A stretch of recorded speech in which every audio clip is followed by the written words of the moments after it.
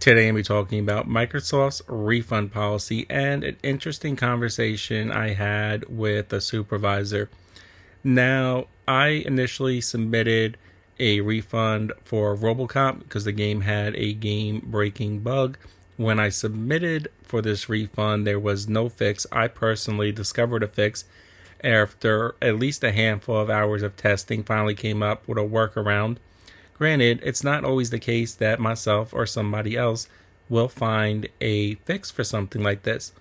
So when they deny mine due to having achievements on the game, because I basically had every achievement already before the game broke, they denied it simply on the fact of having too many achievements, and even with video evidence of the game being broken and others reporting the same issue, I was still denied. And now let's get into a conversation which I provide a future fix for how they can weed out scammers and provide a valid refund option for gamers. So without admitting that I had already come up with a fix for the bug, I decided to talk to a Microsoft supervisor and see if they would uphold this denial of the refund or if they would refund me due to me providing proof that the game was broken when I submitted the proof. And moving forward, we get to an interesting part of the conversation where I was kind of forced to admit that I did already fix the bug in the game. Now, at the same point in time, I would have loved to have continued this conversation and found out if I would have been given the refund, because at this point there's no way that they know that there is a fix for the game. I'm personally the one who discovered it, and it was a game breaking bug. There was no way to progress the game unless you do this fix. So when I initially reported this, and up until this point, they have no idea that there is a fix for this issue. Sadly, all the links that I could provide them to show them other people reporting that they're having the same issue, I've already provided the solution in those forums. So at this point, the jig is up, but actually got to a very interesting point where we're discussing the policy and how it can be improved, because I really want to know. Initially, this was going to be a video on, once again, them just simply not standing behind a game that's broken, because like Sony and like Steam, their refund policy, it kind of sucks to the gamer, because there's a lot of gamers, no offense, that are going to refund even when they don't have a valid reason. And they need a way to weed these out. So I did provide that to them, and we're going to get to that in a moment. But they had a very interesting point where they had a problem with Cyberpunk. And then I pointed out, well, you authorized a refund to anyone, and that was a mistake, because while the game did have valid game-breaking bugs for many, the rest had zero issue with the game. So for those that had no issue with the game, then they're simply going to take the refund and get refunded, even though they had no issue with the game. Here is my fix for future refunds that weeds out the scammers, but at the same time, gamers with valid claims can actually receive refunds. So at the moment, there is no chat option. So I tell them keep all that they have in place, but it'd be nice to offer at least a chat option where you can include, to select the chat, you will need to provide video proof. So people aren't just biding up the time of the agents, only people with actual proof will be selecting this option. And this is for people that are selecting due to game unplayability. It's easier to tell some of the other ones, like you can't play at all because you have no time spent on the game.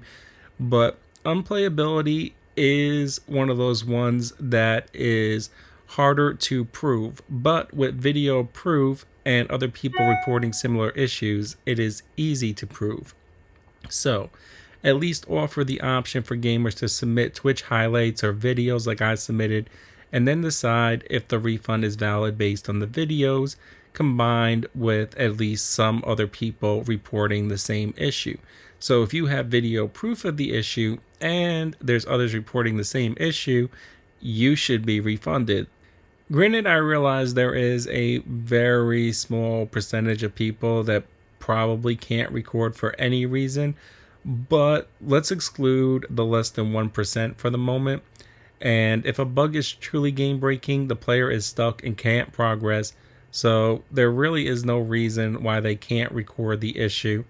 Personally, I think I was denied simply because I had all the achievements already, but there should be a way to be refunded on the first few days if a player can submit video evidence of the game becoming broken.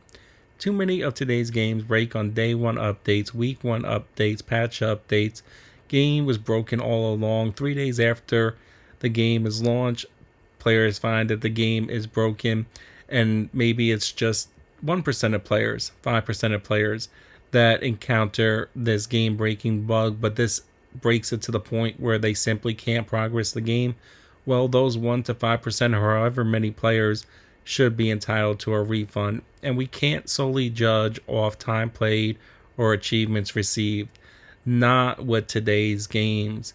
Maybe 10 years ago, before the last, let's say, next gen consoles were released, PS5, Xbox Series X, the new PC ones that are now all cross platform, before all these games started to bring out like the most that we can offer in games, but so many devs and their teams, sadly, they just can't make a like 99% working game, and generally it's like 90% and sometimes even worse than that. And when we get these game breaking bugs that completely fuck the game, we need our refunds. So let's get on to, they did actually really like my suggestion, at least Ronald did, and he's going to be passing it up for internal discussion. Also provided this link that I'm going to have in the description and a pinned comment. So if you feel that you have really good feedback on how the system could be improved as well, you can click that link and post it there. Hopefully this solution will make it up the chain and actually get put into effect as policy, or it will spark another policy that is actually good compared to the shit policy that is the current standing. Or maybe another gamer will see this and provide a better solution so we have a good platform for receiving refunds on games that are broken at launch, even after realizing this a couple days and we've already received a couple achievements on the game. So if you like the video, leave a like, comment, share. It helps others find the video, and maybe one day soon, hopefully, we can actually have at least one company that has a decent refund policy, and maybe that will set a precedent in which Sony and Steam will follow suit.